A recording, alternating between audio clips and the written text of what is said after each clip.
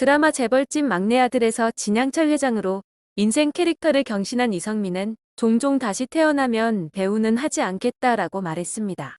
큰 인기를 얻은 재벌집 막내 아들이 끝난 뒤에도 이성민은 태어나서 배우의 일을 한 적이 없어요.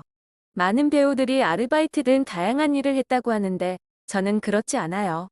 그래서 가끔 제 인생이 불쌍하게 느껴질 때도 있어요. 다른 삶을 잘 몰라요. 그래서 다시 태어나면 배우는 하고 싶지 않아요 라고 했습니다. 이어 제 딸에게도 그런 이야기를 했어요. 아빠는 20살 때부터 배우만의 다양한 삶을 살지 못했다고 했어요. 다른 여러 가지 일, 다양한 경험 모험을 하지 못했는데 아이에게는 너는 그렇게 하지 않았으면 좋겠다. 서두르지 말고 하고 싶은 일을 찾아라라고 조언했는데 너무 놀더라고요 라며 웃어 보였습니다. 배우로서 큰 사랑을 받고 있지만 그가 이야기했대 오래전부터 배우의 일을 시작한 이성민은 그동안 아주 많은 우여곡절을 거듭했습니다. 이성민에게는 어떤 사연이 있는 것일까요? 이성민은 오랫동안 대구 연극판에서 성장합니다. 어렸을 때 지역 극단에서 탈춤을 배우다가 뛰쳐나왔어요. 배우는 연기를 위하여 탈춤, 발레, 마임 등등 다양한 것들을 배우죠. 하지만 어렸을 때 나는 그것을 이해하지 못했어요. 그래서 결국 난 연기하러 왔는데 왜 탈춤을 배워야 하는지 모르겠다라며 극단을 나왔어요. 한 선배가 뒤따라 나와서 뺨을 세차게 때린 덕분에 정신을 차렸죠. 그 선배가 없었으면 아마 다른 일을 하고 있을지도 몰라요. 저는 연기를 처음 할 때 연출자가 대사를 읽어주면 따라서 읽는 게 배우인 줄 알았어요. 그런데 그게 아니더라고요. 첫 공연 후에 연기 선생을 만났어요. 연기는 호흡이다 뭐 이런 말을 하는데 한창 호기심이 많을 때니 궁금해서 미치는 거죠. 그러다 군대에 가서도 연기 생각만 했어요.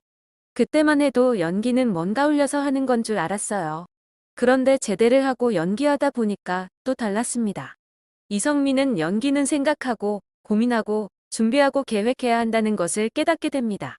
사실 예전엔 연출자가 시키는 대로 잘하는 배우였어요. 그러다가 어떤 연출자를 만났는데 이 대사할 때 이쪽에서 들어와서 마지막 대사를 하면서 저쪽으로 나가라고 하는 거예요. 그런데 제가 발을 한 발짝도 못 디뎠어요. 울기 직전이었죠. 야단도 많이 맞았고요. 지역 극단에서의 생활은 배고픔의 연속이었습니다. 극단에서 생활을 하는데 하루는 배가 고파서 울었어요. 극단에서 생활을 하면 극단에서 주는 라면이나 국수 외에 돈이 없어 먹는 게 없었어요. 너무 배고파서 주위를 둘러보니 커피 프림이 있었어요. 끓인 물에 커피 프림을 풀고 남은 마가린 넣은 후 설탕을 섞어 만들어 먹었어요. 최악의 음식이었죠. 한 번은 떡볶이 1,000원어치를 사서 국물 많이 달라고 해서 마셨더니 밤새 속이 쓰린 적도 있었어요. 정말 연기에 대한 열정이 없다면 결코 버티지 못할 생활 같습니다. 이성민은 한창 어려운 시절 현재 아내와 만나게 됩니다. 그런데 아내의 첫인상이 재수 없었다고 하는데요. 하루는 극단 사무실에 맡겨진 물건을 찾아가야 되는데 사전 설명도 없이 그냥 내놔라 그랬어요. 그래서 첫 인상이 별로였죠. 연극 안무가 필요했는데 아내가 연극 비연소의 안무가 제자였어요. 아내도 내 첫 인상에 대해 거지 같았다고 하더라고요. 극장 안에서 숙식을 해결하며 맨발로 돌아다녀 그런 느낌을 받은 것 같아요. 그런데 여기서 반전이 일어납니다. 아내로부터 연극 안무를 배운 후 아내에게서 자꾸 전화가 오기에 안무비를 달라는 것 같았습니다. 하지만 이성민은 안무비를 줄 돈이 없어서 식사를 하자고 했습니다. 그런데 아내가 먼저 이성민에게 자주 연락해도 되겠냐라고 얘기를 꺼냈다고 합니다. 결국 둘은 이렇게 연애를 시작하게 됩니다. 하지만 이성민의 연애 조건 중 하나가 3년 안에 결혼은 못한다였습니다. 형편도 안 되고 돈도 없고 능력도 없어서 결혼은 아예 생각하지 말라고 이성민은 이야기했지만 연애 1년이 지나니까 아내가 슬슬 결혼 이야기를 꺼내기 시작했습니다. 이성민의 이야기에 따르면 아내와 4살 차이 나는데 자신은 우유부단하고 아내는 리더십이 강해서 맺고 끊음이 정확했다고 합니다. 더는 결혼을 미루지 못하겠다 싶어서 결혼을 결심하게 됩니다. 하지만 아내에게 당신이 날 도와줘야 하고 내가 얼마를 벌고 뭘 할 것인지 내 정보를 미리 부모님에게 다 얘기하라고 이성민은 이야기했습니다. 그렇게 처가의 허락을 받으러 갔는데 장인 어른은 굶기게 하겠냐? 라고 물었습니다. 이성민은 안 그러겠다고 하고 결혼을 허락받았지만 안타깝게도 바로 아내를 굶겼습니다. 결혼 후 당분간 아기는 갖지 말자고 했지만 이번에는 허니문 베이비가 생깁니다. 당시 신혼집 단칸방 보증금도 간신히 구한 터라 딸에게 정말 미안하지만 이성민은 임신 소식을 듣고 식은땀이 났다고 합니다. 난생 처음 느낀 두려움이었습니다. 아울러 이성민은 아이에게 고기를 사 먹여야 하는데 돈이 없었던 시절을 회상하며 눈시울을 붉혔는데요. 그는 1인분에 1,000원 정도 했던 대패 삼겹살을 먹으러 갔던 기억이 나요. 지금도 대패 삼겹살을 안 먹어요 라고 말해 안타까움을 자아냈습니다. 역시 세상 일은 사람 마음대로 되지 않는 것 같은데요. 하지만 하늘이 무너져도 솟아날 구멍은 있다고 떠먹고 살 수 있는 방법이 있는 것 같습니다. 결국 이성민은 배우로서 승부를 봐야겠다는 결심을 하고 서울의 대학로로 향합니다. 아내와 어린 딸은 대구에 남겨두고 혼자 상경한 것이죠. 그렇게 이성민은 아내와 6년을 떨어져 지내게 됩니다. 당시 이성민 아내는 대구에서 예고 학생들을 가르치면서 근근히 생활을 하고 있었습니다. 일주일에 한 번 대구로 내려가는데 올라올 때 아내로부터 10만 원을 받아서 올라왔어요. 생활이 불안해서 만약 생활이 안 되면 택시 기사나 대리운전을 하려고 항상 택시회사, 대리운전 회사 번호를 가지고 다녔죠.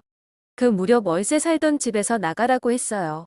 그러다가 전세 2천만 원 집에서 1,500만 원 집으로 이사를 했는데 아내 혼자서 이사를 했어요.